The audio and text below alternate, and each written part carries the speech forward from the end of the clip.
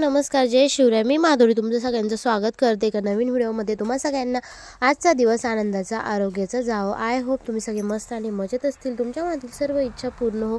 तर आज आहे लग्नाचा दुसरा दिवस आणि मी नवरीसोबत आले आहे. तुम्ही कालच्या व्हिडिओमध्ये बघितलंच असेल. तर दुसऱ्या दिवशी आमच्याकडे कसं सगळं काही केलं जातं, नवरदेव नवरीला पुन्हा आंघोळ घातली जाते. तर सर्व काही तुमच्यासोबत शेअर करणार आहे. पुन्हा ती सुपारी सोडली जाते एकमेकाच्या हातातली, त्यानंतर हातातलं जे काकण असतं ते सोडलं जातं. तर सर्व काही शेअर करते. तर व्हिडिओ स्किप न करता शेवटपर्यंत नक्की बघत राहा.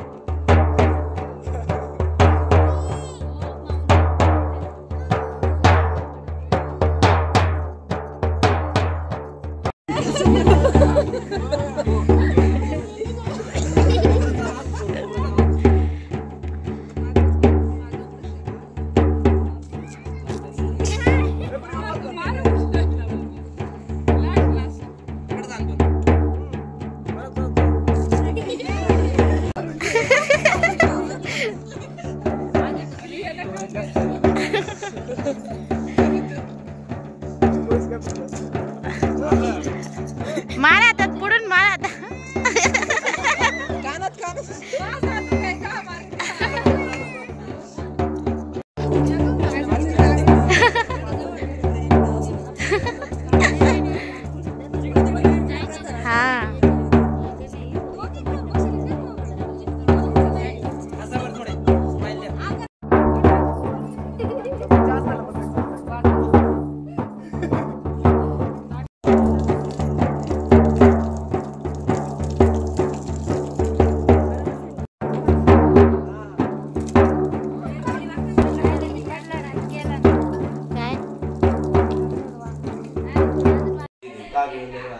समर्पयामि कलीशै ओम सर्वैच्छेत्र पूजनार्थे पूजयामि च वंदयामि च नमः. हात काढून घ्या, हातात पाणी घ्या दोघांनी पण थोडं कलीशयामि नमस्ते हे म्हणायचं. देवता अभिवंदनम नमस्ते. गणपतीवरती थोडीशी टाका. कुलदेवता ग्रामदेवता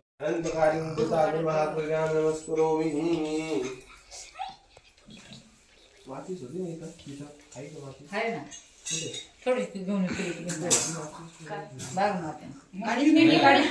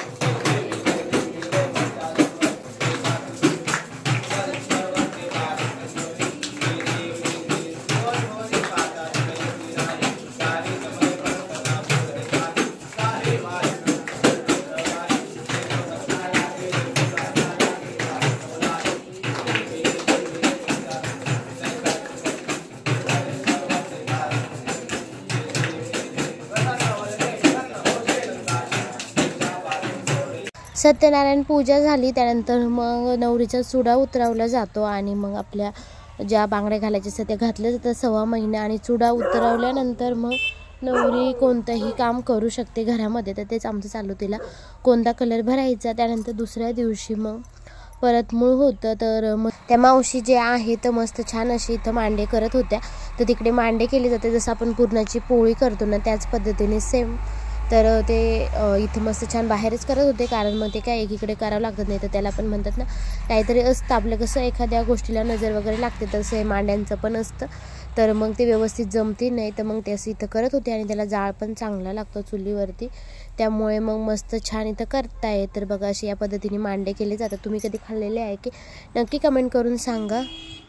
म्हणजे ना डायरेक्ट हातावरच केले जातात, लाटायची पण काही गरज नसते. पण एवढं वेळ नव्हतं त्यामुळे मग ते अर्ध लाटून आणि अर्ध हातावर करता येतं. बघा हे खापर असतं मांडे भाजण्याचं. तर मस्त त्यावरती आपण पुरणपोळी कशी भाजतो तव्यावरती त्या पद्धतीने भाजलं जातं.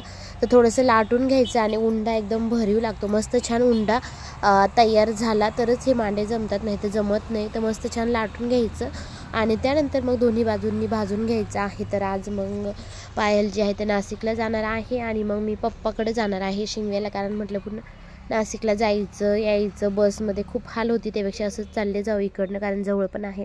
कारण येवलावरून परत नाशिकला जायचं त्यापेक्षा इकडं जवळ पडतं कोपरगाव. तर मग आम्ही असंच जाणार आहे आज.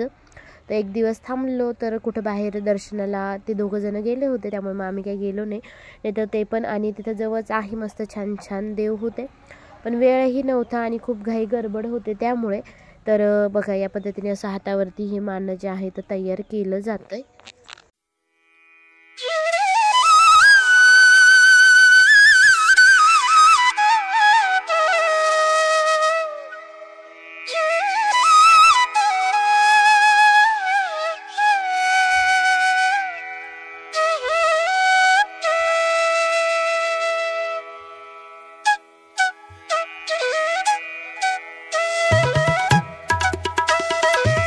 आणि मग त्यानंतर हातावरती जेवढं पातळ करता येईल तेवढं पातळ केलं जातं आणि मग जे खापर आहे भाजण्याचं त्यावरती दोन्ही साईडनी भाजून घेतात.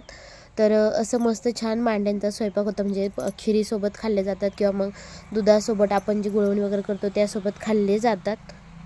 पण त्या दिवशी नेमकं गुरुवार होता त्यामुळे मग आम्हाला काही जास्त वेळ थांबायचं पण नव्हतं आणि एवढा वेळही नव्हता. त्यामुळे मग जेवण वगैरे काही केलं नाही तर तुमच्यासोबत शेअर केलं असतं ते काय काय बनवलं होतं ते. तर जसं आपण पुरणपोळी करतो त्याच पद्धतीने करतात. म्हणजे रशी भात भजे कुरडई तर असं हे जेवण असतं. तर असाच छोटासा व्हिडिओ होता. तुम्हाला कसा वाटला कमेंट करून नक्की सांगा आणि जर व्हिडिओ आवडला असेल तर व्हिडिओला लाईक शेअर आणि चॅनलला सबस्क्राईब नक्की करा. पुन्हा भेटूया अशाच एका नवीन व्हिडिओमध्ये. थँक्यू. बाय.